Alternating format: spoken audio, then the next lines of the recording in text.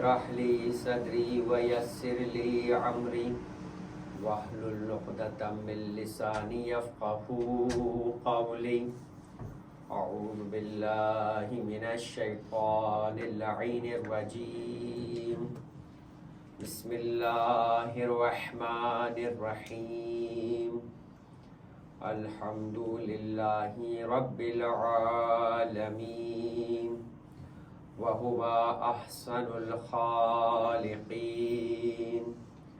والصلاة والسلام على أشرف الأنبياء والمرسلين خاتم النبيين ورحمة للعالمين سيدنا ونبينا ومولانا أبي القاسم محمد اللهم صل على محمد وعلى محمد وعلى آله الطيبين الطاهرين المعصومين المظلومين المنتجبين المنتخبين الميامين لا سيما على بقية الله في الأرضين. اللهم عجل لهم فرج إنهم يرونه بعيدا ونراه قريبا ولعنة الله على أعدائهم وغاصب حقوقهم أجمعين من الآن إلى قيام يوم الدين. أما بعد فقد قال الله تبارك وتعالى في كتابه الكريم وفرقانه الحميد وقوله الحق وأصدق الصادقين. بسم الله الرحمن الرحيم. والعصر إن الإنسان لفي خسر إلا الذين آمنوا وعملوا الصالحات وتواصوا بالحق وتواصوا بالصبر. وقال المعصوم عليه أفضل الصلاة والسلام. بسم الله الرحمن الرحيم. إن الحسين مصباح الهدى وسفينة النجاة. درود پڑھے محمد والے. اللهم صل على محمد وعلى محمد. عزیزان محترم، کل آپ کی خدمت میں اس بات اور اس مقام پہ جا کر ہماری بات مکمل ہوئی تھی کہ قرآن مجید جس کی تلاوت اور جس کی تعلیم پروردگار عالم کی بارگاہ میں اور اہل بیت علیہ السلام کی بارگاہ میں انسان کی حاصل کی جانے والی تعلیم میں سب سے زیادہ بہترین تعلیم ہے.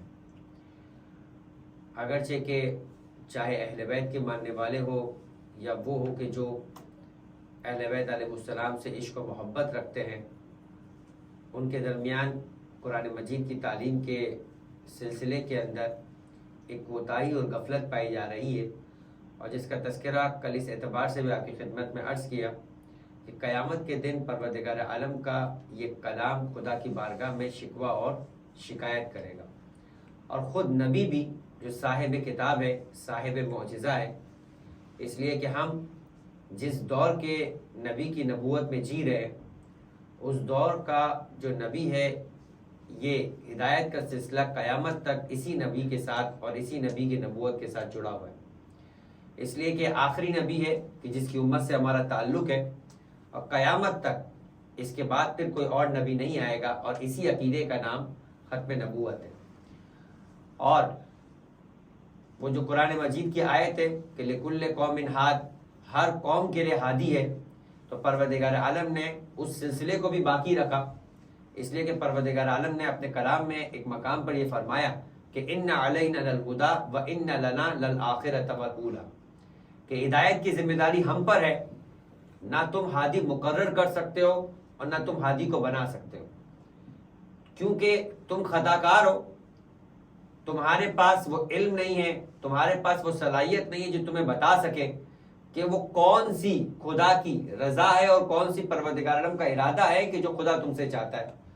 خدا ہی تمہیں بتا سکتا ہے، وہ خود زمین پر آتا نہیں ہے، تمہارے درمیان تمہاری طرح کا وجود نہیں رکھتا، لہٰذا وہ تم سے اپنے تعلق کو قائم رکھنے کے لیے سلسلہ نبوت کو اپنے درمیان چھوڑا ہوا ہے. اور یہ سلسلہ نبوت جو تمہارے درمیان چھوڑا ہوا ہے، کیسے تم پہچانو کہ یہ نبی ہے اور یہ نبی نہیں ہے؟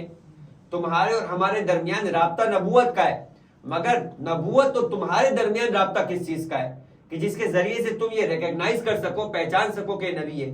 کہ اسی کام کے لیے ہر نبی کو معجزہ دیا گیا، اسی کام کے لیے ہر نبی کو معجزہ دیا گیا۔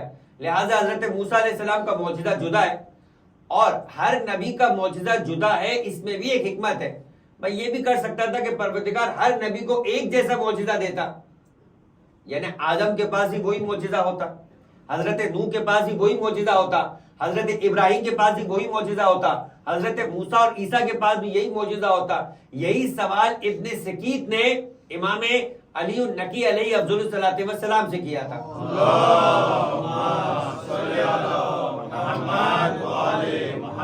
ابن سکیت 10ویں امام کے دور کا اور حاکم کے دور کا، یعنی حاکم سے مطلب یہ کہ متوکل عباسی کے دور کا درباری عالم تھا، اور اسے مقابلے کے لیے 10ویں امام کے مقابلے بھیجا گیا۔ تو اس نے ایک سوال کیا تھا کہ یہ بتائیے کہ معجزہ خدا کی جانب سے ہے تو پھر ہر نبی کو الگ معجزہ کیوں دیا ہے؟ بھائی ثابت نبوت کو کرنا ہے تو ہر نبی کو ایک ہی معجزہ دیا جاتا، تو ایک ہی پلانٹیشن کے اوپر اور ایک ہی انداز کے مطابق سب نبی کی نبوت ثابت ہو جاتی۔ تو فرمایا کہ امام نے فرمایا جواب کے طور پر اسے، ہر نبی کا دور برابر نہیں تھا، لہذا ہر دور میں ایک الگ معجزے کی ضرورت تھی جو اس دور کے لوگوں کو نبی کے ساتھ ملا سکے، قریب کر سکے، اور وہ یہ سمجھ سکے کہ اگر یہ ہم جیسا ہوتا تو اس طرح کا معجزہ نہ لاتا۔ ہر دور الگ الگ اسپیشلائزیشن کا دور تھا، ہر دور الگ الگ خصوصیت رکھتا تھا۔ حضرت موسیٰ کے دور میں جادوگری عروج پہ تھی، یہی وجہ ہے کہ فرعون نے جادوگروں کو مقابلے میں لے کر آیا۔ اب طب کا کلام نہیں دکھایا جا سکتا تھا یا کلام کی بلندی کا معجزہ نہیں پیش کیا جا سکتا تھا، لہٰذا ان کے سامنے وہی پیش کیا گیا کہ وہ جادوگر کہنے پر مجبور ہو گئے کہ ہم موسیٰ اور ہارون کے رب پر ایمان لے آئے۔ قالوا آمنا برب ہارون و موسیٰ، کہ ہم ہارون اور موسیٰ کے رب پر ایمان لے آئے۔ یہ کیوں کہنے پہ مجبور ہوئے؟ انہوں نے دیکھ لیا کہ ہم اپنے دور کے سب سے بڑے اپنی فیلڈ کے فنکار ہے، مگر جہاں ہماری فنکاری ختم ہوتی ہے وہاں سے اس نبی کی نبوت کے موضوع کا آغاز ہوتا ہے۔ درود پڑھے محمد والے محمد۔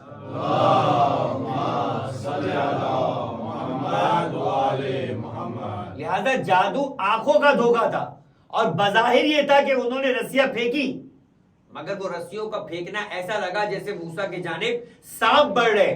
تو موسیٰ ان فریب کاریوں کے ذریعے سے اگر نبی نہ ہوتے تو خوفزدہ ہو جاتے۔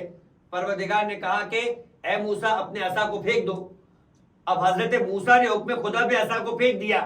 اگر یہ بھی فریب ہوتا تو ایک مرتبہ جیسے ہی عصا کو پھینکا، جادوگروں کی پھینکی ہوئی رسیوں کو وہ عصا کھا گیا، اور ایک مرتبہ کہا ہماری رسیاں واپس کرو۔ کہا یہ آنکھوں کا دھوکہ ہوتا تو یہ تمہیں کہنے کا مطالبہ کرنے کی ضرورت نہیں ہوتی، مگر یہ معجزہ تھا، لہٰذا یہ وہ چیزیں جو حقیقت ہے، جو ایک بار کھا لیا کرتی واپس نہیں پلٹ کے آیا کرتی۔ اور یہی وجہ ہے کہ یہی معجزہ امام علی النقی کے دور میں بھی آیا کہ جب امام علی النقی متوکل کے دسترخوان پہ بیٹھے تھے اور متوکل نے ہندوستان سے ایک جادوگر کو بلوایا تھا، اور جو اپنے فن و کمال میں بہت بلند تھا، امام علی النقی نے نوالے کو اپنے ہاتھ میں لینا چاہا، اس نے جادو کے ذریعے سے امام کا نوالا امام کے ہاتھ سے گروا دیا۔ دوسری بار لیا پھر گرا دیا۔ تیسری بار امام نے قالین کے اوپر موجود شیر کی جانب اشارہ کیا اور کہا کہ اس جادوگروں کا کام تمام کر۔ وہ شیر ایک مرتبہ اصلی حقیقت میں بکتا آتا ہے اور پلٹنے کے بعد اس جادوگر کو کھا جاتا ہے۔ متوکل خوف زدہ ہو جاتا ہے جب اس کے اوصال اور جب اس کے حواس قابو میں آتے، تو ایک مرتبہ پلٹ کے کہتا ہے کہ میرے اس جادوگر کو واپس کر دیجئے تاکہ میں اسے اس کے ملک کے بادشاہ کو پلٹا سکوں۔ کہا موسیٰ کے عصا نے ان سانپوں کو واپس کر دیا ہوتا تو یہ شیر بھی اس جادوگر کو واپس کر دیتا۔ کہنے کا مطلب یہ ہے کہ جادو فریب ہوتا ہے مگر معجزہ حقیقت ہوا کرتا ہے۔ لہذا ہر دور کے اندر ہر نبی کو اپنے وجود کے دور اور اپنے وجود کے اعتبار سے انہیں معجزہ دیا گیا جو اس کمال کو پہنچ جائے کہ انسان اپنی عاجزی کو قبول کرنے پہ تیار ہو جائے اور عاجز ہو کر یہ کہے کہ ہمارا ایک اختیار ہے کہ جہاں وہ ختم ہو گیا، خالق کا اختیار اس اختیار کے خاتمے کے بعد شروع ہوتا ہے۔ اور اسی طریقے سے اگر ہم آج کی بات کریں اور آپ سے کوئی سوال کرے آج، وہ کہ جو مشرک ہو وہ کہ جو کافر ہو، وہ جو غیر مسلموں کے اپنے نبی کی نبوت کا معجزہ پیش کرو، تو آپ کیا معجزہ پیش کریں گے؟ آپ کے پاس پیش کرنے کے لیے کیا چیز ہے؟ آپ کہیں گے کہ ہمارے نبی نے چاند کے 2 ٹکڑے کیے، اب وہ تاریخ کی کتابوں میں موجود ہے، ہمارے پاس تو نہیں۔ ہم کیسے آج تمہارے نبی کی نبوت کی دلیل کو سمجھیں اور نبوت کی دلیل کے طور کے اوپر تمہاری نبی کی نبوت کو قبول کریں؟ آپ کیا جواب دیں گے؟ تاریخ کی سند و رجال میں لگ جائیں گے؟ کہا کہ اگر پرانے دور کے قصوں کو اور پرانے دور کے واقعات پر ایمان لانا ہے تو پھر وہ تو حضرت موسیٰ کے معجزات سے بھی بھری ہوئی، حضرت عیسیٰ کے معجزات سے بھی بھری ہوئی ہے، حضرت یونس کے معجزات سے بھری ہوئی ہے۔ ہمیں تمہارا نبی زندہ ہے، زندہ نبی کے زندہ معجزے کو پیش کر کے دکھاؤ۔ تو پھر کیا پیش کریں گے؟ درخت کے آنے کے واقعے کو پیش کریں گے، وہ بھی تاریخ کا حصہ ہے۔ جانور جو جا رہا تھا، حضرت پیغمبر نے اشارہ کیا اور وہ بھاگتی ہوئی گو واپس پلٹ کے آئی اور پیغمبر کے سامنے کلمہ شہادتین پڑھا، یہ بھی تاریخ کا حصہ ہے۔ کنکر پیغمبر کے ہاتھ میں آ گئے اور کلمہ پڑھنا شروع کر دیا، یہ بھی تاریخ کا حصہ ہے۔ تو پھر آج کیا ہے معجزہ کہ جو آپ غیر مسلم کے سامنے پیش کر سکتے ہیں؟ واحد معجزہ جو آج پیش کیا جا سکتا ہے وہ قرآن مجید کا ہے، جو قیامت تک کے لیے جس میں کسی طرح کی تبدیلی نہیں آئے گی۔ ھذا بیان للناس وہدی وموعظۃ للمتقین، یہ وہ بیان ہے جو آج بھی ہدایت ہے، آج بھی ہدایت ہے اور آج بھی متقین کے لیے نصیحت حاصل کرنے والوں کے لیے نصیحت ہے۔ لیکن عجیب بات ہے کہ جس قوم کے لیے اسے بطور معجزہ پیش کیا گیا کہ یہ اسے پیش کرے ان لوگوں کے لیے کہ جو نبی کی نبوت پر ایمان لانے والے ہیں، وہ خود ہی اگر قرآن کی تعلیمات سے دور ہو گئے تو پھر یہ معجزہ جب انہیں فائدہ نہ پہنچائے گا تو وہ اس کو کسی اور کو فائدہ پہنچانے کے لیے کہاں استعمال کریں گے؟ بس عزیزان محترم، یہی وجہ ہے کہ قرآن کی تعلیم پر اتنا زیادہ اہل بیت علیہ السلام نے توجہ دلائی ہے، یہاں تک کہ جس واقعے کا اشارہ کیا اور بیان نہ کر پایا وہ واقعہ تھا میں نے آپ سے کہا سید الشہداء امام مظلوم حسین ابن علی ابن ابی طالب علیہ افضل الصلاۃ والسلام۔ اللہم صلی علی محمد و آل محمد۔ اپنے بیٹے کی تعلیم کے لیے امام خود بھی قرآن کی تعلیم دے سکتے تھے، وہ امام ہے اور وہ قرآن کی تعلیم کے اور قرآن کے حقیقی وارث ہے، مگر ہم تک اس پیغام کو پہنچانا تھا کہ کل کو آپ نہ پلٹ کے کہے وہ تو امام تھے۔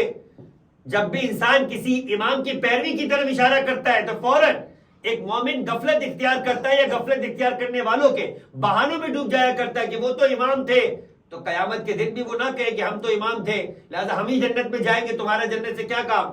لہذا وہ امام تھے، ہدایت کے لیے آئے تھے تو انہی سے ہدایت لینی ہے۔ اب وہ جو ہدایت کہیں گے اس پر عمل کرنا ہے۔ اب یہ نہ کہے کہ وہ فرشتوں کی طرح ہے، فرشتوں کی طرح نہیں، اس سے بڑھ کر ہے، مگر وہ رہنما ہے، وہ راہ دکھائیں گے، اس راہ پر ہمیں چلنا ہے۔ عزیزان محترم، تو امام نے رہنمائی کا کیا کام کیا؟ اپنے بیٹے کی تعلیم قرآن کے لیے ایک استاد کو مقرر کیا اور جس کا نام تھا تاریخ کے اندر عبد الرحمن سلمہ۔ اس نے جب امام کے فرزند کو سورہ مبارکہ الحم کی تعلیم دی، گویا قرآن مجید کی ابتدا ہے کہ جس کا نام فاتحۃ الکتاب ہے۔ سورہ الحم کا کیا نام ہے؟ فاتحۃ الکتاب۔ اس فاتحۃ الکتاب سے قرآن کی تعلیم کا آغاز ہوا، الحم سیکھ لیا۔ ہمارے یہاں بھی ایک رسم ہے جو باقاعدہ کہی جاتی ہے، ممکن ہے آپ نے بھی سنی ہو، بے رسم کل۔ یہ رسم کل کیا ہوتی؟ یہ وہی ہے جو قل هو اللہ احد قل اعوذ برب الناس، جو قرآن مجید کی سوروں کی ابتدا کا پہلا لفظ ہے کہ اے رسول کہہ دو۔ جب قرآن کو پڑھنے کی تعلیم کا آغاز ہوتا ہے تو یہ رسم کی جاتی ہے کہ آج ہمارا بچہ اس قابل ہو گیا ہے کہ اس نے قرآن کو پڑھنا شروع کیا۔ اب ایک مرتبہ پیغمبر امام حسین کے فرزند نے سورہ مبارکہ الحم کو سیکھ لیا، امام نے باقاعدہ ایک تقریب مقرر کی، ایک پروگرام کیا، جس طریقے سے ہم آج اپنے بچوں کی برتھ ڈے کے لیے پروگرام کرتے ہیں، مختلف قسم کے بچوں کی کامیابی کو سیلیبریٹ کرنے کے لیے پروگرام کرتے ہیں۔ دیکھیں کہ فرزند رسول اور ہمارے اور آپ کے مولا و آقا کے یہاں پر جب تقریب مقرر کی جاتی تھی، اس تقریب کا عنوان کیا ہوتا تھا؟ عنوان یہ ہے کہ ہمارے بچے نے یا ہمارے فرزند نے قرآن مجید کی تعلیم کو سیکھ لیا ہے اور آج اس استاد کی اس کاوش اور اس محنت کے نتیجے کو لوگوں کے سامنے پیش کرنا ہے، اپنے بچے کی کامیابی کو نہیں، جس نے اس بچے کو کامیاب بنایا ہے اس کی حوصلہ افزائی کے لیے، اس کے شکرانے کے لیے تقریب کو مقرر کیا گیا۔ فرق ہے دونوں میں، اپنے بچے کے لیے مقرر کرنا اور اس بچے کی جس نے تعلیم دی ہے اس کی حوصلہ افزائی کے لیے مقرر کرنا۔ لہٰذا امام نے ایک تقریب مقرر کی، اس تقریب کا گویا چیف یا اس تقریب کا مثال کے طور پہ مہمان خصوصی امام نے اس استاد کو قرار دیا، اور جب سب لوگ جمع ہو گئے تو اب انداز دیکھیے گا امام کا. دیکھیے کریم ابن کریم ہے مگر ایک انداز ہے امام کا، اور تاریخ میں اسی امام کے انداز کو ایک اور مقام پہ اس طرح سے بھی پیش کیا گیا ہے کہ ایک مرتبہ ایک عرب بدو آتا ہے اور آنے کے بعد کہتا ہے کہ مولا میں نے آپ کے نانا سے ایک حدیث سنی ہے، اور وہ یہ حدیث ہے کہ جب انسان محتاج ہو جائے تو اس کے سامنے ہاتھ پھیلائے جو کریم ابن کریم ہو، اور وہ اگر عطا نہیں کر سکے گا تو رسوا بھی نہیں کرے گا. یہ جملہ سنیے گا عزیزان محترم. 8ویں امام نے یہی انداز اپنایا تھا کہ جب 8ویں امام کے پاس ایک مرد خراسانی حج پر آیا، اور حج پر آنے کے بعد اس کی رقم ختم ہو گئی، واپس اپنے شہر پلٹنے کے لیے اس کے پاس زیادہ راہ نہیں تھا. امام بیٹھے تھے مینا کے میدان میں، امام کے پاس آیا اور آنے کے بعد ایک مرتبہ قریب ہوا اور آہستہ سے اس نے امام سے کہا کہ میں آپ سے کچھ حاجت رکھتا ہوں. امام نے اسے بٹھا دیا اور انتظار کیا اتنا کہ لوگ وہاں سے چلے جائیں. جب لوگ وہاں سے چلے گئے تو راوی یہ کہتا ہے کہ ہم امام کے خاص قریب والے افراد ہی رہ گئے. امام نے ہم سے اجازت لی اور گھر میں داخل ہوئے. اب طریقہ دیکھیے گا، ایک ہمارا چیریٹی کرنے کا اور ایک ہمارا لوگوں کو مدد کرنے کا اور ائمہ کی مدد کرنے کا انداز.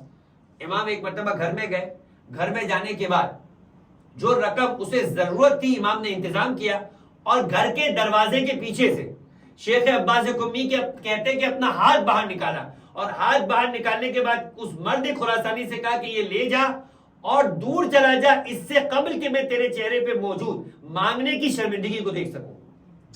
جیسے اس نے لیا، اس نے ایک مرتبہ ایک شعر پڑھا، اور شعر یہ پڑھا کہ یہ وہ ہاتھ ہے کہ خدا اسے مٹی کے اندر دفن نہ کرے، کہ جو لوگوں کے چہرے کی عزتوں کو بچاتے ہوئے ان کی ضرورتوں کو پورا کرتا ہے. بہت فرق ہے اظہار محترم. اس طرح سے دینا کہ آدمی شرمندہ ہو اور بار بار اپنا احسان جتوانا، اور اس طرح سے دینا کہ آدمی یوں دے کہ خود کسی کے چہرے کی شرمندگی کو نہ دیکھنا چاہے، یہ اور بات ہوا کرتی. راوی کہتا ہے کہ عمر خراسانی چلا گیا. ہم نے امام سے ایک بات کہی کہ فرزند رسول آپ نے اسے اس کے مطالبے سے بڑھ کر دیا، آپ نے اسے اس کے مطالبے سے بڑھ کے دیا، آپ کو دینے میں کیا شرمندگی تھی؟ امام نے جملہ کہا کہ دیکھو چھپ کر نیکی کرنا پیغمبر اکرم کا، یعنی اپنے جد کی حدیث پیش کی، چھپ کر نیکی کرنا 70 حج کے ادا کرنے سے بڑھ کر ہوا کرتا ہے. چھپ کر نیکی کرنا 70 حج کے انجام دینے سے بڑھ کے نیکی ہوا کرتا ہے. اب یہ ہے، اب آ جائیے اس جانب کہ وہ بدو یہ کہہ رہا ہے کہ میں آپ کے نانا سے سنا ہے میں نے یہ حدیث کہ آپ کے نانا نے فرمایا کہ کریم فرض سے اپنے ہاتھ کو پھیلایا کرو کہ اگر وہ عطا کرے گا تو تمہاری ضرورت کو پورا کرے گا، اور اگر عطا نہیں کرے گا تب بھی تمہیں رسوا نہیں کرے گا. امام نے کہا کہ میں نے بھی اپنے جد سے حدیث سنی. کیا حدیث سنی ہے؟ فرمایا المعروف بقدر المعرفہ. المعروف بقدر المعرفہ کیا مطلب؟ کہ نیکی کرو انسان کے معرفت اور انسان کے ظرف کی مقدار کو دیکھ کر. کل بات ہو رہی تھی ہماری ظرف کی کہ میں نے آپ سے کہا ایک علی ابن یقطین کا ظرف تھا اور ایک بہلول کا ظرف تھا. امام جانتے ہیں کہ ہم میں سے ہر ایک کا ظرف کیا ہے. ہم آپس میں ایک دوسرے کے ظرف کو نہیں جانتے تو امام معصوم کا یا ہادی کا انتظام کیا کریں گے؟ ہمارا ظرف بہت مختصر ہے.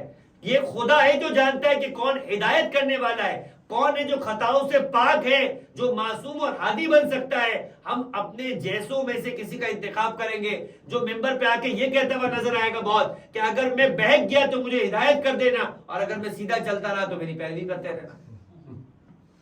تاریخ میں ایسے کردار بھی تھے، اور ایسے کردار بھی تھے جو یہ ممبر پہ آ کے کہتے تھے سلونی سلونی قبل ان تفقدونی، پوچھو پوچھو اس سے قبل کہ میں تمہارے درمیان نہ رہوں، میں زمین سے زیادہ آسمان کے راستوں سے واقف ہوں. ہم ایسوں کی پیروی کرتے ہیں. ایسا ہمیں واقعا ظاہری اعتبار سے بھی آسمان تک پہنچائے گا اور معنوی اعتبار سے بھی اپنے رب سے قریب کرتا ہوا نظر آئے گا. تو امام نے ایک مرتبہ کہا المعروف بقدر المعرفہ. میرے نانا نے کہا ہے کہ نیکی کرو انسان کی معرفت کو دیکھ کر. جو جتنا زیادہ صاحب معرفت ہے اتنی زیادہ نیکی کا مستحق ہے. یعنی ہر ایک برابر نہیں ہوتا نیکی کے اعتبار سے. تمہیں دیکھنا ہے کہ جو جتنا زیادہ سمجھدار ہے وہ اتنا نیکی کا مستحق ہے. لہٰذا میں تم سے 3 سوال کروں گا. اگر تم نے ان تینوں سوالات کے جواب دے دیے تو جو تمہاری ضرورت ہے، یہ بدو کسی کے قتل کیے جانے کے اعتبار سے اس کی پوری دیت کا ضامن بنا تھا. شریعت میں طریقہ کار ہے کہ اگر کوئی فرد کسی کو قتل کر دے اور خطأً قتل کرے تو پھر اسے قتل کے بدلے قتل نہیں کیا جائے گا بلکہ قتل کے بدلے دیت لی جائے گی, اور دیت کے اندر ایک دیت کے معیار ہے کہ 1000 دینار لیے جائیں گے. یہ 1000 دینار کا ضامن بنا تھا کسی کی جانب سے ادا کرنے کے لیے, لیکن رقم نہیں تھی. اور مدینہ آیا اور معلوم ہوا کہ امام حسین کا گھر کہاں پر ہے, تو یہ مانگنے کے لیے پہنچ گیا. امام نے کہا کہ میں دوں گا, اگر تو نے تینوں سوالات کے جواب دیے تو مکمل طور پہ تجھے عطا کروں گا, اور اگر تو نے 2 کے جوابات دیے تو 2/3 دوں گا, اور اگر 1 کا جواب دیا تو 1 دوں گا. اب اس عرب کا معیار دیکھیے کہ یہ اگرچہ کہ ظاہری اعتبار سے بدبو ریگستان سے آیا ہے, لیکن معرفت کے اعتبار سے اس کا کیا کمال ہے. کہنے لگا فرزند رسول, اگرچہ کہ میرا علم آپ کے جتنا نہیں, میں آپ سے سیکھ تو سکتا ہوں, مگر آپ سے جوابات دینے کے قابل ہوں یا نہیں یہ نہیں کہہ سکتا. اچھا ہوگا کہ اگر مجھے مال نہ ملے آپ کے ذریعے سے علم ہی مل جائے.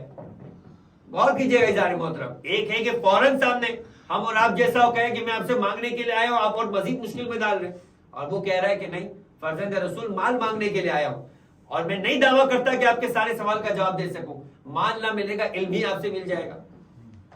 کہا کہ آپ سوال کیجیے. امام نے فرمایا یہ بتاؤ ایک مرد کے لیے سب سے زیادہ قیمتی ترین چیز کیا ہے؟ ایک مرد کے لیے سب سے زیادہ قیمتی ترین چیز کیا ہے؟ کہنے لگا العلم مع الحلم, علم ہو جس کے ساتھ صبر اور برداشت بھی, کیونکہ جو آدمی جتنا بڑا عالم ہوا کرتا ہے اتنا ہی مد مقابل میں اسے جاہل کا سامنا ہوا کرتا ہے. جو پڑھا لکھا ہے جب وہ پڑھانے جائے گا تو پھر ایک مشکل تو آئے گی کہ جنہیں وہ سمجھا رہا ہے وہ علم نہیں رکھتے, تو ان کی جہالتوں کی وجہ سے انہیں بہت کچھ برداشت کرنا پڑے گا, بے عملی بھی برداشت کرنا پڑے گی اور ناسمجھی بھی برداشت کرنا پڑے گی. لہذا ایک مرتبہ اس نے جواب دیا العلم مع الحلم. امام نے فرمایا سبحان اللہ, اگر یہ نہ ہو تو پھر ایک مرد کی بات ہو رہی ہے کہ ایک مرد مومن ہو اس کے لیے سب سے بڑھ کر کیا چیز ہے, اس کی کوالٹی کیا ہونی چاہیے. فرمایا العلم مع الحلم, کا یہ نہ ہو. اب ہر آدمی تو عالم نہیں ہوتا, تو کہا اگر عالم نہ ہو تو پھر اگلا مرحلہ کیا ہے. فرمایا المال مع المروت. جملہ سنیے گا, اور میں یہ پہلے بھی مروت کے بارے میں تذکرہ کر چکا ہوں. کہاں پر؟ جب جمعے کی نماز کے اندر اس مجمع کا پاؤ مجمع موجود تھا, تو لہذا دوبارہ پیش کر دیتا ہوں. المال مع المروت, مال ہو انسانیت کے ساتھ. مال ہر ایک کے پاس ہو یہ ایک الگ چیز ہے, مگر انسانیت بھی ہو یہ ایک الگ معاملہ ہے. ہر مالدار کے پاس انسانیت اور مروت نہیں ہوا کرتی. فرمایا مال ہو مروت کے ساتھ, یعنی مال بھی ہو اور احساس بھی ہو. کہا اگر یہ نہ ہو, امام نے کہا بالکل صحیح جواب دیا. اب تیسرا سوال تھا, اور 2/3 دیت کا یا اپنے مطالبے کا مالک بن چکا تھا, اور امام نے کہا اگر یہ بھی نہ ہو, فرمایا الفقر مع الصبر. پھر فقر ہو بھائی نہ علم ہے, یہ بتا دیا کہ علم سے بڑھ کر کوئی دولت نہیں ہے. اور آپ کے میرے مولا کائنات امیر المؤمنین علی ابن ابی طالب علیہ افضل الصلاۃ والسلام, درود پڑھے محمد علیہ. اللهم صل علی محمد وعلى محمد. کمیل ابن زیاد نخعی کا نام سنا ہوگا آپ نے. پروردگار آپ کو اور ہمیں کوفے کی زیارت نصیب فرمائے. اور کوفے کے اطراف میں ایک مزار ہے, مزار کمیل ابن زیاد. یہ وہی کمیل ہے کہ جس سے منسوب ہے دعائے کمیل. امیر المومنین کے صاحب اسرار صحابیوں میں سے ایک صحابی ہے, اور امام نے اسے مخاطب کر کے کہا تھا کہ دیکھو علم مال کے مقابلے میں بہتر ہے, اور 10 الگ الگ بہتر ہونے کے ریزنز بیان کیے تھے. فرمایا علم وہ ہے کہ جو عطا کرنے سے بڑھتا ہے, مال وہ ہے جو عطا کرنے سے گھٹتا ہے. بھائی مال عطا کرنے والا گھبراتا کیوں ہے؟ اسی لیے کہ مال میں کمی ہو جائے گی. کا علم کے اندر یہ معاملہ نہیں ہے, اس لیے علم مال سے بہتر ہے. کا علم وہ ہے جو تمہاری حفاظت کرتا ہے, مال وہ ہے جس کی حفاظت تمہیں کرنا پڑتی ہے. تو فرق ہے علم و مال کے اندر. اسی لیے علم سے بڑھ کر کسی مقام کا مرتبہ نہیں ہے. اگلے مرحلے میں کہا چلو علم نہیں ہے تو مال ہو, مگر مال کے ساتھ انسانیت ہو, ورنہ ایسا مال انسان کو برباد کر دیا کرتا ہے. مال تو قارون کے پاس بھی تھا, اور اتنا مال تھا کہ مال نہیں, مال کی چابیاں اونٹوں پہ لا دی جایا کرتی تھی. فرق ہے اظہار محترم, ایک اتنی دولت ہونا کہ اونٹوں پہ لے کے جائے جا رہی ہے, اور ایک اتنی دولت کہ جس کے خزانے کی چابیاں اونٹوں پر لے کے جائی جا رہی ہے. اتنی دولت ہونے کے باوجود اس مال نے قارون میں سے، قارون کا رشتہ حضرت موسیٰ کے ساتھ کیا تھا؟ خالازاد بھائی تھا، خالازاد بھائی تھا، رشتہ دار تھا. جب تک دولت نہیں تھی تب تک حضرت موسیٰ کے آگے پیچھے گھوما کرتا تھا.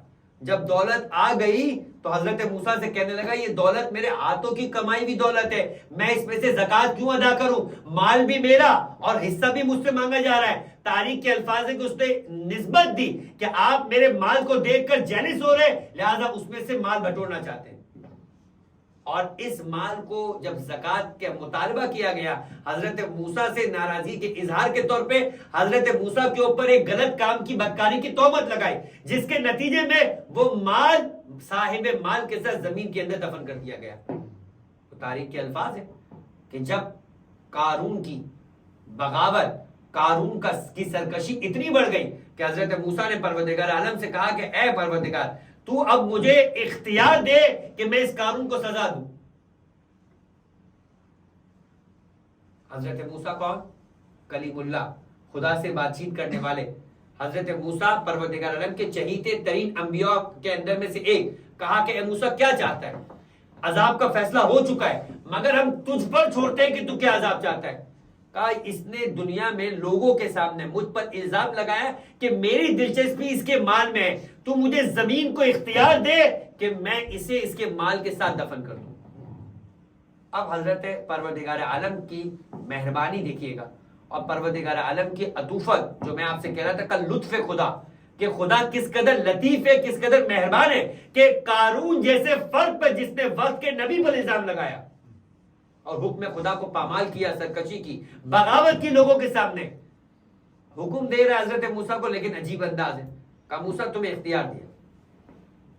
اب ہونا کیا چاہیے تھا؟ حضرت موسیٰ نے کہا کہ اے زمین قارون کو خزانے کے ساتھ نگل لے، تو زمین کو پھٹنا چاہیے تھا اور قارون زمین میں اپنے خزانے سمیت دفن ہو جاتا. مگر عجیب بات ہے، روایات یہ بتاتی ہے کہ قارون 70 مرحلوں کے اندر زمین میں اپنے خزانے کے ساتھ دفن ہوا. 70 مرحلے کا مطلب کیا ہے؟ یعنی آپ کے جسم کے اوپر ایک اسکیل بنایا جائے اور اس اسکیل کے اندر آپ کے جسم کو 70 ٹائمز ڈیوائیڈ کیا جائے، تو آپ کے جسم کا کتنا حصہ ہوگا؟ جو 70واں حصہ ہوگا، اس کے بعد 69واں حصہ ہوگا، اس کے بعد 78واں حصہ ہوگا. اس طریقے سے کرتے کرتے حضرت موسیٰ کہہ رہے کہ اے زمین قارون کو نگل لے. پہلے مرحلے میں تو اتنا نکلا کہ حضرت موسیٰ کو بھی سمجھ میں نہیں آیا کہ کیا نکلا. پھر دوسرے مرتبہ کا زمین نگل لے، 70 حصوں میں نگلا. اور وہ شروع میں خود بھی نہیں سمجھ پا رہا تھا، مذاق سمجھ رہا تھا، لیکن جب وہ اپنے گھٹنوں تک دھس گیا، اب اسے احساس ہوا کہ میں ہل نہیں پا رہا، تو حضرت موسیٰ سے کہنے لگا مجھے معاف کر دے. حضرت موسیٰ نے کہا نہیں، نہ تیرا وجود چاہیے نہ تیرا مال چاہیے. اور یہ پورا معاشرہ دیکھے کہ مالدار جب سرکش ہوتا ہے تو اس کی دولت کا خدا کو کوئی احساس نہیں ہوتا اور کوئی اس کی دولت کا جو معیار نہیں ہوتا.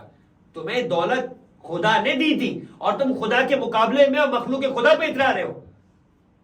جب وہ سینے تک دھس گیا تب حضرت موسیٰ سے کہنے لگا، اور جب سر تک پورا دھس کر ختم ہو گیا تو ایک بار حضرت موسیٰ علیہ السلام جب اگلے روز خدا سے بات چیت کرنے کے لیے کوہ طور پہ پہنچے اور اس درخت سے کہ جس کے ذریعے سے خدا سے بات چیت ہوتی تھی، کہا کہ اے موسیٰ کیا ان 70 مرحلوں میں تمہیں کہیں رحم نہیں آیا اور تم نے کہیں نہیں چاہا کہ قارون کو معاف کر دے؟ کہ پروردگار تیرے سامنے اس کا گناہ تھا. کس طرح کا گناہ تھا کہ پورے معاشرے کے مزاج کو تبدیل کر دیا تھا اور اب پیسے والے طاغوت و فرعون اور سرکش بنتے جا رہے تھے. وہ فرعون دفن ہو چکا تھا، دریا میں غرق ہو چکا تھا، ایک الگ نسل کا فرعون تھا. پروردگار نے کہا لیکن موسیٰ اس نے 70 مرحلوں میں ایک مرتبہ بھی میری طرف رخ نہیں کیا، اگر وہ ایک بار میری طرف رخ کرتا تو میں اسے معاف کر دیتا. یہ ہے پروردگار عالم. اور یہی وجہ جب حضرت نوح کا معاملہ تھا تو وہاں بھی یہی تھا کہ جب خدا نے حضرت نوح کو قوم نوح پر عذاب دینے کے لیے اجازت دی کہ کشتی بناؤ، تو 200 سال سے اوپر کا عرصہ صرف کشتی بنانے میں لگا دیا. کیا ضرورت تھی؟ کشتی حضرت موسیٰ علیہ پروردگار عالم حضرت نوح کو حکم دیتا، کشتی جس طریقے سے آسمان سے دیگر معجزات ہوئے کشتی بھی معجزات وقت پہ آ جاتی. اونٹنی نکل سکتی ہے تو پہاڑ سے، تو کیا کشتی خدا کے لیے نازل نہیں ہو سکتی تھی؟ مگر حضرت موسیٰ علیہ السلام، حضرت نوح علیہ السلام کو پہلے کھجور کے درخت اگوائے. کھجور کا درخت کوئی ایک دن میں نہیں اگتا، 2 دن میں نہیں اگتا، 1 سال میں نہیں بڑا ہوتا، کئی سال لگ گئے کہ وہ کھجور کے درخت تیار ہو، اس کے بعد پھر ان کے تختے بنائے جائے، اس کے بعد اتنی بڑی کشتی ہو کہ جتنے بھی ہدایت یافتہ لوگ ہیں وہ سوار ہو، ہر جانور ہو، ہر پودے کا، ہر پرندے کا ایک ایک جوڑا اس میں ڈالا جائے۔ جب اتنی تیاری ہو گئی 200 سال کی، تب جا کے طوفان نوح آیا۔ اب جب سب ہلاک ہو گئے، طوفان تھم گیا، اب دنیا میں کچھ کام کرنے کو نہ تھا۔ حضرت نوح تھے اور حضرت نوح کے 4 بیٹے تھے، کیونکہ باقی جتنے لوگ تھے وہ زمین پر وبائی مرض آیا اور اس کے بعد سب کے سب پھر انتقال کر گئے۔ ہدایت یافتہ افراد بھی زمین کے اوپر آنے کے بعد انتقال کر گئے، اور نسل آدم دوبارہ حضرت نوح سے چلی، اور اسی لیے حضرت نوح کو ایک لقب دیا جاتا ہے، ٹائٹل ہے آدم ثانی۔ آدم ثانی، ہام، سام و یافس، دنیا کے 3 الگ الگ علاقوں میں الگ الگ نسلوں کے ساتھ گروتھ کرنا شروع کی۔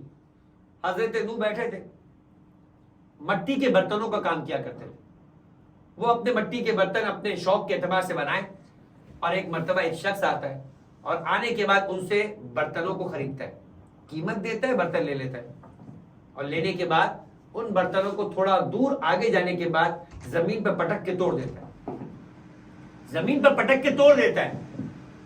حضرت نوح ایک مرتبہ بھڑک جاتے ہیں اور کہتے ہیں کہ یہ کیا کیا تم نے؟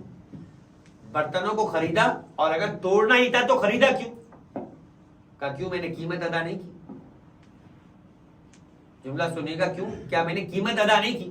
کہا قیمت تو ادا کی، مگر تمہیں نہیں احساس، تم نے صرف قیمت دی ہے، میں نے جانے دل دی ہے، میں نے جانے دل دیا ہے، میں نے کتنی محنت کے ساتھ، کتنے دنوں کی کاوشوں کے بعد اپنا پورا خون جگر دے کے اسے تیار کیا ہے، میری محنت تم نے ضائع کر دی۔ رقم تو دی، مگر مجھے یہ رقم قبول نہیں ہے، اگر یہی انجام ہونا تھا تو ایک مرتبہ فرشتہ حکم خدا سے گویا ہوا، جو فرشتہ انسان کی صورت میں آیا تھا کہ اے نوح، ہمارے بندے بھی جو طوفان میں ہلاک ہو گئے یہ ہمارے بنائے ہوئے تھے، اگر یہ ہم سے معافی مانگتے اور سدھرنا چاہتے تو ہم معاف کرنے کو تیار تھے، لیکن انہوں نے ہم سے معافی نہیں مانگی، مگر درد آج بھی ہم کو ان کے ہلاک ہونے کا ہے، درد آج بھی ان کے ہلاک ہونے کا ہے۔ تو سوال یہ کہ خدا اتنا رحم الراحمین ہے کہ وہ نہیں چاہتا کہ بندہ ہلاک ہو جائے، یہی وجہ ہے کہ مرحلہ بہ مرحلہ اور کسی نہ کسی بہانے سے خدا معاف کرنے کو تیار ہے، اگر بندہ معافی مانگنے کو تیار ہو، بندہ اپنی خطاؤں کو سمجھنے کے لیے تیار ہو۔ اور کربلا میں حر سے بڑھ کر اس کا کوئی اس کی مثال موجود نہیں، حر نے کتنی بڑی خطا نہ کی، حتیٰ کہ شاہ عباس صفوی جیسی شخصیت۔ کون شاہ عباس صفوی؟ امام رضا علیہ السلام کا جو یہ روزہ بنا ہوا ہے آج جس شکل میں، امیر المومنین کا جو روزہ بنا ہے، مولا عباس کا جو روزہ بنا ہے، قاسبین کا جو روزہ بنا ہے، ان سارے کے سارے زری اور ان سارے کے سارے روزوں کی تعمیر شاہ عباس صفوی نے کروائی، یہ اسی کیفیت میں بڑھ رہے، مگر آج بھی اسی کیفیت میں۔ یہ وہ ایران کا صفوی حضرت موسیٰ کاظم علیہ السلام کی نسل سے تعلق رکھنے والے بادشاہ تھے، جو کئی سو سال جنہوں نے حکومت کی، ان میں سے ایک بادشاہ تھا جو شیخ بہائی کے زمانے میں تھا، جس کا نام تھا شاہ عباس صفوی۔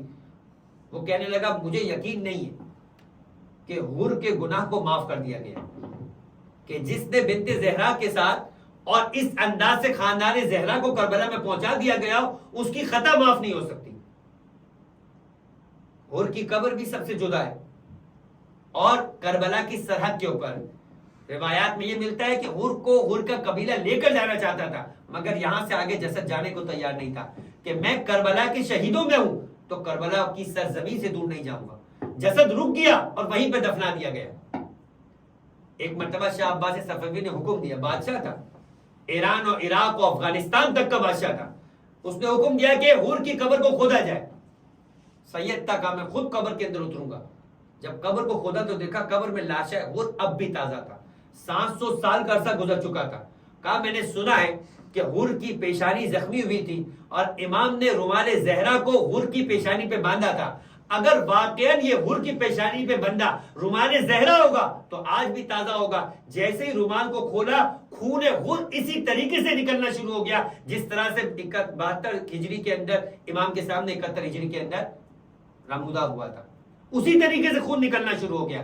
بس جیسے اس خون کو نکلتے ہوئے دیکھا، کہا ہر طرح کے رومال کو، ہر طرح کی پٹیوں کو باندھنے کی کوشش کی گئی، مگر خون حر نہ رکا۔ جیسے رومال زہرا کو باندھا کرتے تھے خون رک جایا کرتا تھا۔ اس رومال میں سے کچھ حصہ تبرک کے طور پر شاہ عباس صفوی نے اپنے ساتھ رکھا، لیکن خلاصہ یہ کہ ہر جیسے کی خطا کو بھی اس کریم ابن کریم حسین نے معاف کر دیا، تو اس کریم ابن کریم حسین کو بنانے والا خدا کتنا کریم ہوگا، خدا کتنا کریم ہوگا، اور وہ کس قدر اپنے بندوں پہ کرم کرنا چاہتا ہے۔ مگر اگر بندہ ہی احساس نہ کرے، بندہ ہی خدا کی راہ پہ نہ چلے، تو قوم نوح اور قارون کی طرح ہلاک ہو جایا کرتا ہے۔ یعنی قوم نوح اور قارون کی ہلاکت خدا کے غضب کا شکار نہیں ہے، انسان کی اپنی غفلتوں کا معاملہ ہے۔ بس عزیزان محترم، امام حسین نے جیسے یہ کہا کہ اچھا ٹھیک ہے، اس نے کہا الفقر مع صبر، یعنی علم کے ساتھ نہ ہو، مال مروت کے ساتھ نہ ہو، تو کہا کہ پھر فقر ہو اس کے ساتھ صبر ہو۔ اگر انسان محتاج ہے تو ہر ایک کے سامنے ہاتھ نہ پھیلائے، ہر ایک کے سامنے اپنی مشکل کا اور اپنی غربت کا رونا روتے ہوئے نظر آئے، یہ ہونا چاہیے۔ امام نے کہا اچھا یہ بھی نہ ہو، تب اس کا جواب سنیے گا۔ بدو تھا، ایک مرحلہ تھا، ایک صبر تھا، کہنے لگا اگر یہ بھی نہ ہو تو آسمان سے بجلی گرے اور اسے جلا دے، پھر اسے جینے کا حق نہیں۔ امام مسکرا کر کہنے لگے تیرے جوابات بالکل درست ہیں، اور اس کے بعد امام نے اسے پورے 1000 دینار بھی دیے، اپنی انگوٹھی نکال کے جو الگ سے 200 درہم دکھا یہ تیرے اپنے ذاتی خرچے کے لیے، یہ تو اس کا ضامن ہوا تھا۔ اور ایک مرتبہ امام نے کہا کہ اگر واقع انسان معرفت اور سمجھ رکھتا ہے تو حق یہ کہ اس کی پوری ضرورت کو پورا کیا جائے۔ اب یہ امام حسین کا ایک انداز تھا، میں نے آپ سے کہا کہ امام کسی نیکی کرنے والے اور کسی احسان کرنے والے کے احسان کی جزا بہترین طریقے سے دیا کرتے ہیں۔ یہی وجہ ہے کہ امام حسن مجتبی علیہ افضل الصلاۃ والسلام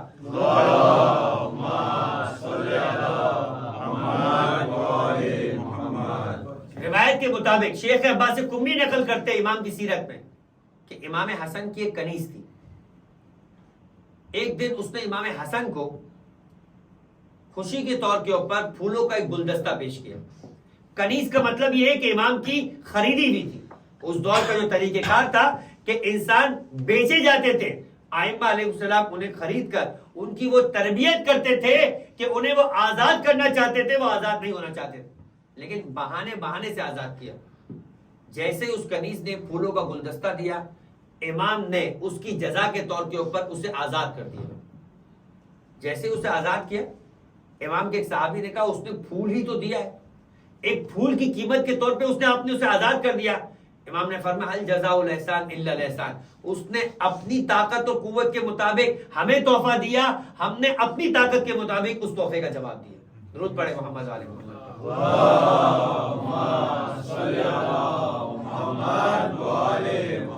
یہ خود ہمارے معاشرے کی ایک بہت بڑی کمی کا جواب ہے کہ شادیوں کا موسم ہو یا کوئی اور کسی موقع کے اوپر انسان کسی کو تحفہ دیتے ہوئے نظر آئے تو باقاعدہ نوٹنگ کی جاتی ہے، اس نے کیا دیا، بھائی کیوں نوٹ کیا جا رہا ہے، کہ جب اس کے دینے کا وقت آئے تو بدلے میں وہ دیا جائے۔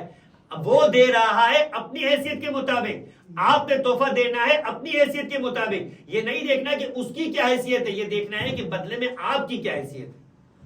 عزیزان محترم، یہ اہل بیت علیہ السلام کا کردار ہے کہ تمہیں اہل بیت کہتے ہیں کہ اس نے نیکی کی ہے اپنی طاقت کے مطابق، اس نے نیکی کی ہے اپنے حالات کے مطابق، تمہیں جواب میں نیکی کرنی چاہیے اپنے حالات۔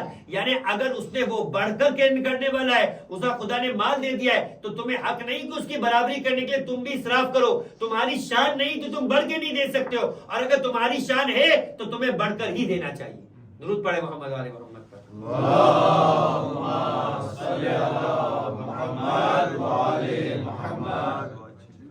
اب امام نے اس مجلس کا، اس جشن کا، اس محفل کا آغاز کیا کہ جہاں میں نے کہا کہ اس قاری قرآن کو بلوایا، عبد الرحمن سلمہ۔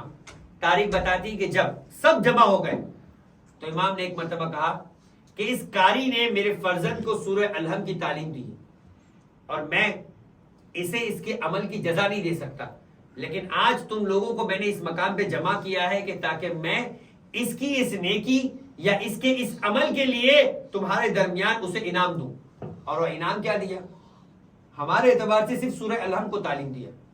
ظاہر سی بات ہے ہمیں نہ سورہ الحم کی معرفت ہے اور نہ سورہ الحم کے نازل کرنے والے کی معرفت ہے، لہٰذا ہم تو، میں آپ کے سامنے اپنی چند دنوں کی گفتگو کے اندر یہ بیان کر چکا کہ وہ سید مرتضیٰ نے جو بسم اللہ لکھا، کس نیت سے بسم اللہ لکھا کہ پانی پر چل کے آ جایا کرتا تھا، وہ شاگرد کے جس کی جیب کے اندر وہ بسم اللہ لکھا تھا، یا وہ مولا کائنات جو سید مرتضیٰ کے بھی امام تھے، وہ سورہ قل هو اللہ پڑھ کر کٹے ہوئے ہاتھ کو لگا دے تو وہ ہاتھ جڑ جایا کرتا تھا۔ اب ایک مرتبہ اس سورہ الحمد کی قدر کرنے والے واقع امام حسین، اور کیا قدر کی کہ الحمد تعلیم کرنے والے استاد کو 1000 دینار دیے، یعنی ایک آدمی کے قتل کی دیت جو ہوا کرتی 1000 دینار مطلب 10,000 درہم. دینار کا مطلب کیا ہے؟ 3.5 گرام ملٹیپلائی بائی 1000، یعنی 3500 گرام گولڈ دیا امام نے اس ایک سورہ الحمد کی تعلیم دینے والے کو. اور اتنا ہی نہیں دیا، اس کے بعد اس کے منہ کو سچے موتیوں سے بھر دیا. اس کے بعد 1000 یمنی غلے دیے. اس دور کا قیمتی ترین کپڑا یمن کا ہوا کرتا تھا، 1000 یمنی غلے اسے عطا کیے.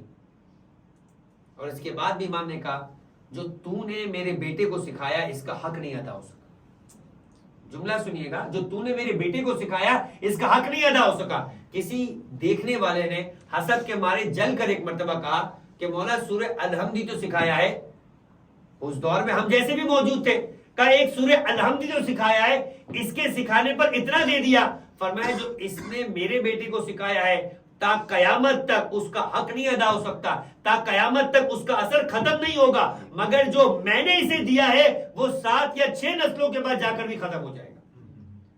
فرق محسوس کرو، اس نے جو دیا ہے اس کا اثر ختم نہیں ہوگا.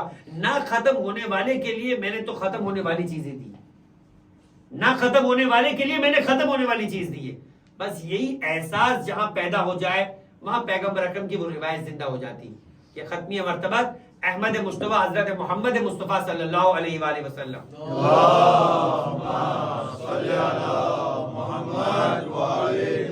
عجیب قول ہے اور رونگٹے کھڑا کر دینے والا قول ہے پیغمبر کا. جامع الاخبار میں اور مستدرک کے وسائل کے اندر، ان دونوں کتابوں کے اندر یہ روایت موجود ہے. جب شیخ حر عاملی کا تذکرہ میں نے آپ کے سامنے کچھ دنوں پیشتر کیا تھا کہ وہ شیخ حر عاملی کی جن کی قبر مبارک 8ویں امام کے حرم میں صحن شفا کے اندر موجود ہے. شیخ حر عاملی کیا ذات ہے اور کیا مقام ہے کہ حر جس کا تذکرہ بھی ہوا کہ پروردگار عالم نے اپنے حسین کے ذریعے سے جس کی معافی کی اور وہ حر علیہ السلام بن گیا. اور آج تک اس دور جدید کے ابتدا کے اندر، یعنی صدی کی ابتدا کے اندر، ایک بہت بڑی شخصیت مرجع جن کا نام ہے آیت اللہ سید حکیم، جو آغا خوئی کے بھی استاد ہیں، وہ حر کی زیارت کرنے کو جاتے تھے. 90 سال کے بوڑھے تھے اور حر کی زیارت کھڑے ہو کر کہتے تھے، کہا کہ میں سید ہوں مگر اس کے باوجود حر تو نے حسین کے لیے جو قربانی دی ہے حق بنتا ہے کہ کھڑے ہو کر تیری زیارت کی جائے. یہ امام نہیں ہے، یہ امام پر شہید ہونے والا ہے کہ جس کا احترام بتا رہے آغا حکیم. اور خدا نے ان کی نسل میں وہ برکت رکھی کہ شیخ حر عاملی انہی کی نسل سے موجود تھے. یعنی حر اتنا سعادت مند بن گیا کہ جس کے خاندان میں آج تک علماء آ رہے ہیں، خاندان میں خدا نے اس کی نسل کو بابرکت بنا دیا. اور حر عاملی جتنی بڑی شخصیت حر کی نسل کے اندر موجود ہے. یہی شیخ حر عاملی اپنی کتاب مستدرک الوسائل میں اور جامع الاخبار کے اندر ایک روایت نقل ہے. کیا روایت ہے؟ پیغمبر اصحاب کے درمیان موجود ہے اور جملہ فرمایا. ایک ایک جملے پہ غور کیجئے گا کتنا خطرناک جملہ ہے اور کتنا پیغمبر کے دل کا درد ہے جو آخری زمانے کے ماں باپ کے متعلق ہے. فرمایا ویل لاولاد آخر الزمان. پیغمبر جملہ کہہ رہے ہیں ویل لاولاد آخر الزمان، ہلاکت ہے، بربادی ہے، تباہی ہے آخری زمانے کے اندر پیدا ہونے والی اولاد کے لیے. کیا کہا پیغمبر نے؟ ویل. یہ وہی ویل ہے جو قرآن مجید کے 30ویں پارے کا ایک نام ہے سورہ ہمزہ. ویل لکل ہمزۃ لمزہ. ہر چگلی کرنے والے کے لیے ویل ہے، ہر شرابی کے لیے ویل ہے، ہر بے نمازی کے لیے ویل ہے. کہ جہنم کا وہ کنواں کہ جس سے اہل جہنم بھی پریشان ہوں گے وہ ہے عذاب ویل کا. اور پیغمبر فرما رہے ویل ہو، ہلاکت ہو، بربادی ہو آخری زمانے میں پیدا ہونے والی اولاد کے لیے. ویل لاولاد آخر الزمان. جیسے ہی جملہ کا ایک مرتبہ فرمایا یعنی مسلمان حیران ہو گئے، کہنے لگے من آبائہم المشرکین. آپ شاید مشرک ماں باپ کی اولاد کی بات کر رہے ہوں گے، جو کافر ہے ان کی اولاد کے لیے ہلاکت ہو. تو گویا پیغمبر نے جواب دیا قالا لا من آبائہم المؤمنین. مشرک تو پیغمبر کے دور کا مشرک تھا، اس کے لیے بھی بربادی تھی، وہ کوئی حیرانگی نہیں ہے. پیغمبر فرما رہے آخری زمانے میں مومن ماں اور باپ کی اولاد کے بچوں کے لیے، ان بچوں کے لیے ہلاکت و بربادی. وجہ کیا ہے؟ پیغمبر بتا رہے. فرمایا پیغمبر کا جملہ ہے کہ ویل لاولاد آخر الزمان. فرمایا فقیلا، اصحاب نے کہا یا رسول اللہ من آبائہم المشرکین، کیا آپ مشرک ماں باپ کی بات کر رہے؟ فرمایا فقال اللہ من آبائہم المؤمنین لا یعلمونہم شیئا من الفرائض. کیونکہ اس دور کے مومن اپنے بچوں کو فرائض دینیہ کی تعلیم نہیں دیا کرتے ہوں. آج ہم اپنے آگے پیچھے نظر کرنا شروع کریں. کل بھی میں نے آپ سے بات کی کہ تعلیم دو طرح کی ہوتی ہے. تعلیم دو طرح کی ہے. ایک تعلیم ہے جان بچانے کی، اور ایک تعلیم ہے جس کے لیے جان بچائی جا رہی ہے. کیا فرق کیا ہے؟ علامہ نقن کہتے ہیں کہ انسان روٹی کیوں کھاتا ہے؟ انسان روٹی کیوں کھاتا ہے؟ کا جان بچانے کے لیے، جان بڑھانے کے لیے. کا سوال یہ کہ یہ جان کس مقصد کے لیے کہ جس کے لیے روٹی کھائی جا رہی ہے؟ بھائی جان بچائی کیوں جائے؟ جان بچائی کیوں جائے؟ جان بچانے کے لیے روٹی مگر جان کیوں بچائی جائے؟ کہ اس لیے کہ خدا کی عبادت کرنی. کہ اگر روٹی خدا کی بندگی کو چھین لے تو پھر وہ روٹی کھانی چاہیے. کہ نہیں سمجھ میں آیا؟ کہ ایک مرحلے کے لیے بتاؤ کہ روٹی کیوں کھائی جا رہی ہے؟ کہ جان بچانے کے لیے. کہ اگر روٹی ایسی ہے جو جان کو ہلاکت میں ڈال دے، آپ کو معلوم ہے جو روٹی کھا رہے اس میں زہر ہے، تو کیا روٹی کھائیں گے؟ کہ بھوکا رہ جائیں گے لیکن روٹی نہیں کھائیں گے. کا سمجھ میں آیا؟ جس جان کو بچانا ہے اس جان کو بچانے والی روٹی نہیں کھائیں گے. تو جان جس کے لیے بچانا ہے ایمان، اگر اس ایمان کو خطرہ ہو تو وہ روٹی بھی نہیں کھانی چاہیے. وہ روٹی بھی نہیں کھانی چاہیے. زیادہ حق ہے انسان مر جائے مگر اپنے ایمان کو ضائع نہ کرے. کربلا اسی چیز کا پیغام. اور جو یہ بات سمجھ میں آ جاتی ہے وہ اولادیں بچائی نہیں جاتی، حسین پہ قربان کر دی جاتی. وہ اولادیں بچائی نہیں جاتی، حسین پہ قربان کر دی جاتی ہے. معلوم ہے کہ اولاد بچائیں گے تو یہ میرے دل کے لیے، مگر اگر یہ اولاد حسین پہ قربان ہو جائے گی تو ہمیں وہ مقام عطا کرے گا جو قیامت تک کے لیے امر کر دے گا. بہت سے ہوں گے جنہوں نے اپنی اولادوں کو بچایا، آج نہ وہ خود موجود ہے نہ ان کی اولادیں موجود ہیں، نہ ان کا تذکرہ موجود ہے نہ ان کی اولادوں کا تذکرہ موجود ہے. مگر جس کسی نے حسین پر اپنے بچوں کو قربان کیا وہ قیامت تک کے لیے زندہ ہو گیا، ان کی اولادیں بھی قیامت تک کے لیے زندہ رہیں گی. آج ہر محلے میں، دنیا کے ہر خطے کے اندر ان کا تذکرہ بھی ہو رہا ہے، ان کی اولادوں کا تذکرہ بھی ہو رہا ہے. اسی لیے پیغمبر نے فرمایا ہلاکت و آخری زمانے کے مومن اور ان کے اولاد کے لیے. کیوں؟ اس لیے کہ وہ اپنی اولاد کو فرائض دنیا میں سے کچھ نہیں سکھاتے ہو. اور عجیب جملہ ہے پیغمبر نے کہا، روایت کو مکمل کروں. فرمایا کہ وَإِذَا تَعَلَّمُوا أَوْلَادَهُمْ مَنَعُوهُ، اور اگر اولاد چاہے گی، جملہ سنیے گا، وَإِذَا تَعَلَّمُوا، اگر اولاد چاہے گی سیکھنا تو بھی اولاد کو روکتے ہوئے نظر آئیں گے. کیسے روکتے ہوئے نظر آئیں گے؟ یہ نہیں بولیں گے بیٹا قرآن مت پڑھو، یہ نہیں بولیں گے بیٹا دینیات مت سیکھو، کہیں گے بیٹا تمہارا ٹیوشن کا ٹائم ہو رہا ہے، تمہارا امتحان ہو رہا ہے، تمہاری دنیا بگڑ جائے گی. لہذا کہا وَرَزُوا عَنْهُمْ بِعَرَضٍ يَسِيرٍ مِنَ الدُّنْيَا، ان کی دنیا میں سے کچھ پانے کے لیے انہیں دین سے دور کرتے ہوئے نظر آئیں گے. اب کہا ایسے لوگوں کے لیے پیغمبر کا جواب کیا ہے؟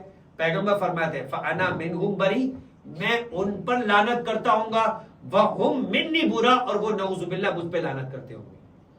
لعنت کرنے کے لیے ضروری نہیں انسان زبان سے لعنت کرتا ہوا نظر آئے. براءت یعنی بیزاری. جو تولا و تبرہ ہمارا اور آپ کا عقیدہ ہے، اگر یہ تولا ہو اہل بیت اور ان کے چاہنے والوں کے ساتھ، تبرہ ہو اہل بیت کے دشمنوں کے ساتھ، اگر برعکس ہو جائے نعوذ باللہ اللہ کے رسول سے تبرہ شروع ہو جائے، فرمایا ان مومنین کا کام بتا رہا ہوگا کہ وہ اپنی اولاد کو ہم سے دور کر رہے ہیں اور ہم ان کی اولاد سے دور ہو رہے ہیں. کیونکہ انہیں دین عزیز نہیں ہے، انہیں دنیا عزیز ہے. وہ دنیا سکھائے مگر اس لیے کہ ان کی دنیا ان کے دین کے بچانے کا باعث بنے. تو اس سے بڑھ کر کچھ نہیں، اس سے بڑھ کر کچھ نہیں ہے. کربلا کے اندر مائیں اپنی اولاد کو یہاں تک لے کر آئی تھی، صاحب اولاد تھی تو ماں بنی تھی، مگر یہ اولادیں لائی اس لیے تھی کہ حسین پہ قربان ہو جائے. کیا عزیزان محترم، اگر اولاد نہیں ہے تو ام رباب کا گریہ کیا تھا؟ صاحب اولاد ہو کر ام رباب یہ کہہ رہی تھی کہ میری اولاد اتنی بڑی نہیں ہے کہ میرے ماں جائے کے اوپر اور میرے والی پہ قربان ہو سکے. اصغر ہے تو گھٹنیوں کے بل چل کر بھی اپنے بابا پہ قربان نہیں ہو سکتے. شہزادی سکینہ ہے تو بچی ہونے کی وجہ سے اپنے باپ پہ قربان نہیں ہو سکتی. یہ ام رباب کا گریا تھا, اولاد ہو کر گریا تھا. اور اگر کسی کے پاس اولاد نہ ہو تو وہ شہزادی ام کلثوم ہے کہ جہاں پہ ابو الفضل عباس کہہ رہے کہ آپ کی اولاد نہیں ہے تو کیا ہوا, میں آپ کی جانب سے اب کیا مولا آقا امام حسین پہ قربان ہوں گا. لیکن جس کے پاس اولاد تھی اس نے کیا کام کیا؟ تاریخ بتاتی ہے آج پرسہ دینا ہے شہزادی زینب کی جانب سے ام اون محمد کا, یعنی آج حسین کی وہ بہن کہ جو شریکت الحسین تھی, جس کا نام ہی بڑا عجیب ہے, یعنی شریکت الحسین.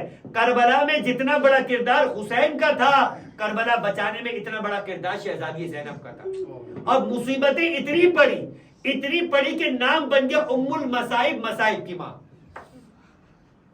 شہزادی زینب نے اپنے نانا کو بھی اس دنیا سے جاتے ہوئے دیکھا, اور قوم کا, امت کا نانا کے بعد اپنے گھر والوں سے اور مادر گرامی سے اور اپنے بابا سے روٹھنا بھی دیکھا.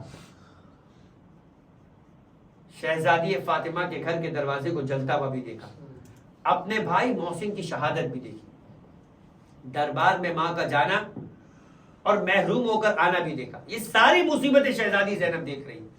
اور اس کے بعد 25 سال اپنے والد گرامی کا امت کے ساتھ محرومیت کا زمانہ بھی دیکھا.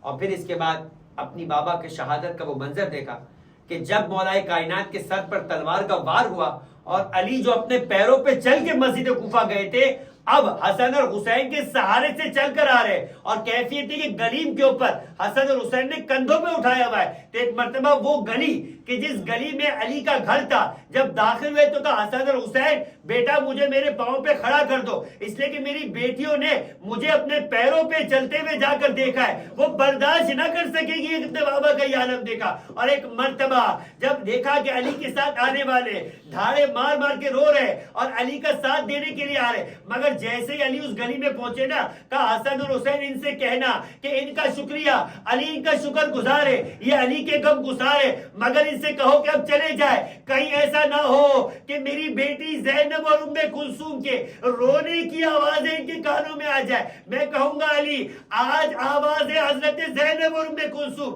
نامحرموں کے کانوں میں چلے جائے, جبکہ وہ چاہنے والے آپ سے برداشت نہیں. کل یہی کوفہ ہوگا, زینب اور ام کلثوم آئے گی, شہر با شہر گلی با گلی, سر پہ چادر نہیں ہوگی, اوباشوں کا مجمع ہوگا.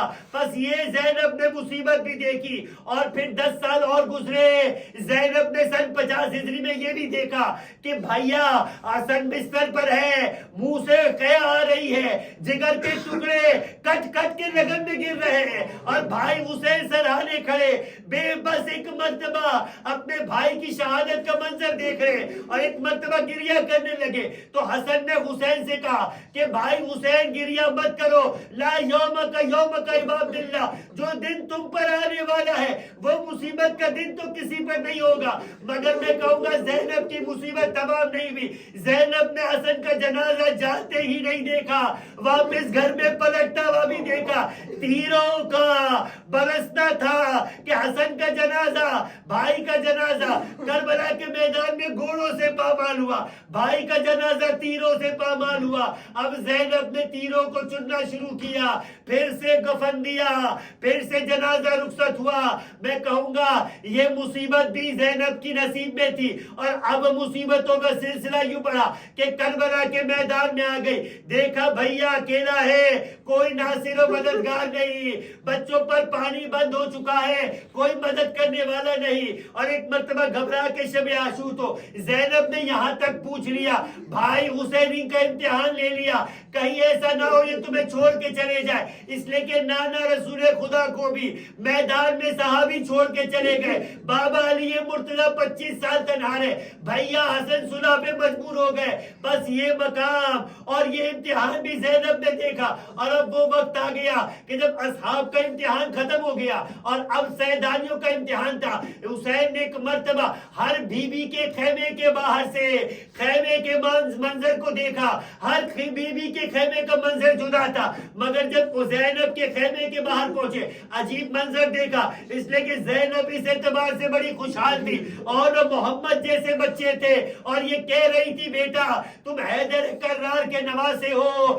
جعفر طیار کے پوتے ہو، مگر تمہیں کہنے کی ضرورت نہیں پڑے، کل جب ماموں سے اجازت ملے وہ حملہ کرنا کہ میدان خود پکار پڑے، ہمیں تو حیدر کرار لڑتے ہوئے نظر آ رہے، ہمیں تو جعفر طیار لڑتے ہوئے نظر آ رہے، مگر ایک نصیحت کی دیکھو بچوں، حسین کے بچے پیاسے ہیں، اصغر پیاسا ہے، سکینہ پیاسی ہے، مجھے معلوم ہے تمہاری رگوں میں جعفر طیار اور حیدر کرار کا خون ہے، جب لڑتے لڑتے فرات پہنچ جانا، وعدہ کرو ماں سے پانی مت پینا، اور ایک مرتبہ کہا ماں ہم وعدہ کرتے ہیں جب تک ماموں کے بچوں تک پانی نہیں پہنچائیں گے ہم پانی نہیں پیئیں گے۔ بس عزیزو حسین نے بہن کی قربانی پر ایک مرتبہ شکر خدا کیا، یہ رات بھی ڈھل گئی، کل عاشور کا دن آ گیا، ایک ایک کر کے حسین کے با وفا انصار حسین پہ شہید ہونے لگے، کبھی بریر حمدانی کا لاش آیا،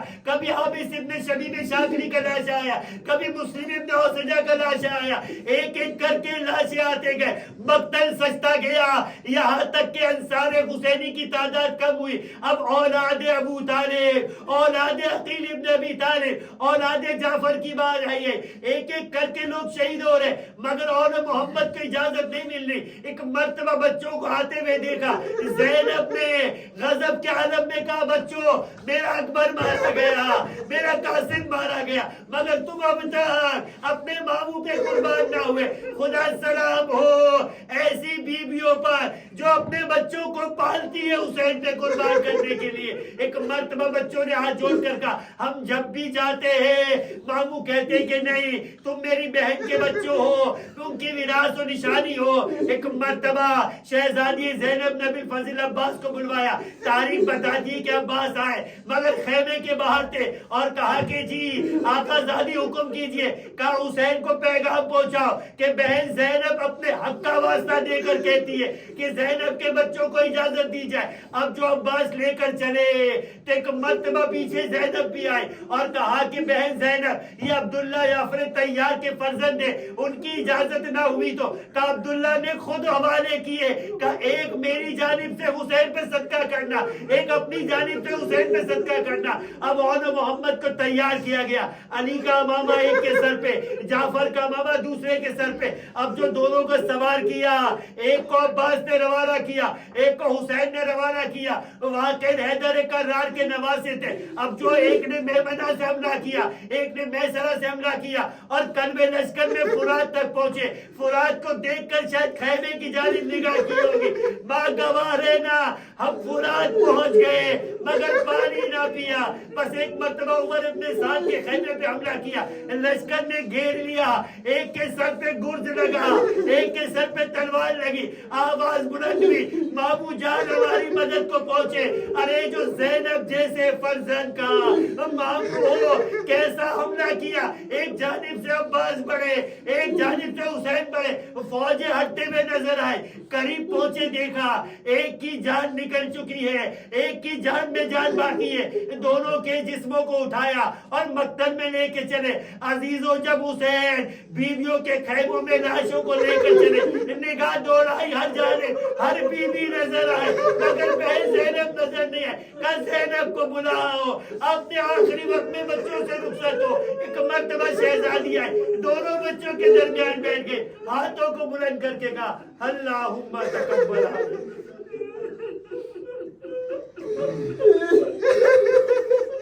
عزیزو بس ایک مرتبہ شہزادی نے ان قربانیوں کو پیش کیا اور پیش کرنے کے بعد تاریخ عجیب منظر بتاتی ہے کہ پھر بچوں کو کبھی نہ روئی بلکہ مقتل سے نکلی تو حسین پہ گریہ کیا، 11ویں کو نکلی تو حسین پہ گریہ کیا، یہاں تک کہ دربار شام میں پہنچی تب بھی حسین پہ گریہ کیا۔ جب شام سے رہائی ملی تو کٹے ہوئے سروں کو منگایا گیا، ہر بیوی اپنے وارث کے سر کو اپنے گود میں لے کے گریہ کرتی تھی، مگر حسین کی ماں جائی زینب نے حسین کا سر منگوایا، گود میں رکھ کے ماتم کیا۔ ایک جانب دو ننھے ننھے کٹے سر موجود تھے، ایک شامی خاتون نے کہا کیا اس کی کوئی ماں نہیں ہے یا خیموں میں جل کر مر گئی ہے؟ فضہ نے کہا نہیں، اس کی ماں زینب ہے، ارے عقیلہ بنی ہاشم ہے، مگر وہ عباس کو روئے، حسین کو روئے یا اپنے بچوں کو روئے۔ تاریخ بتاتی کہ زینب چلی کربلا پہنچی، بچوں کو نہ روئی،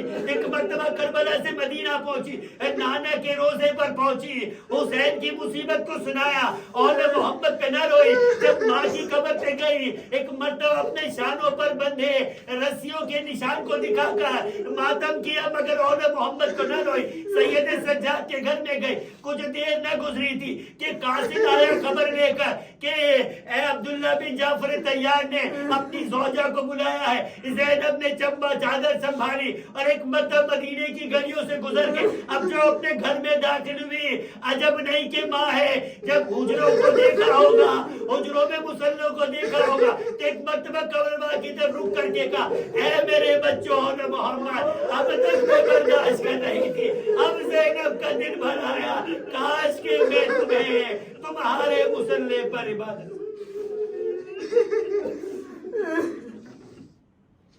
الا ولعنۃ اللہ علی قوم الظالمین وسیعلم الذین ظلموا ای منقلب ینقلبون۔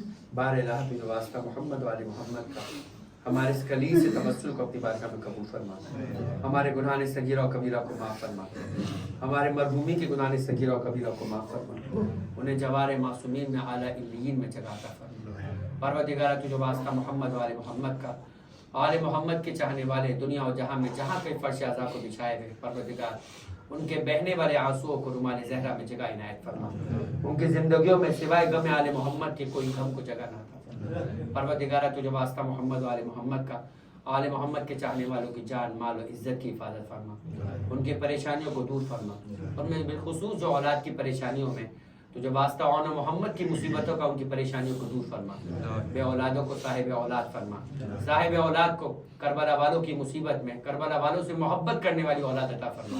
پروردگارہ تجھے واسطہ محمد و آل محمد کا، آل محمد کے چاہنے والوں میں جو بے روزگار ہیں انہیں رزق حلال عطا فرما، جو صاحب اور روزگار ہیں ان کے رزق حلال وسعت و برکت عطا فرما، قرض داروں کے قرض کو غیب سے ادا فرما، بے جرم اسیروں کے رہائی کا بندوبست فرما۔ پروردگارہ تجھے واسطہ محمد و آل محمد کا، آل محمد کی مصیبتوں کا انتقام لینے کے لیے، بالخصوص کربلا والوں کی مصیبتوں کا انتقام لینے کے لیے اپنی آخری حجت امام اشرف الزمان کے ظہور میں تعجیل فرما، ہمیں ان کے چاہنے والوں میں شمار فرما، ان کے دل کو ہم سے راضی و خشوع فرما۔ وتقبل منا انک انت السمیع العلیم وتب علینا انک انت التواب الرحیم برحمتک یا ارحم الراحمین۔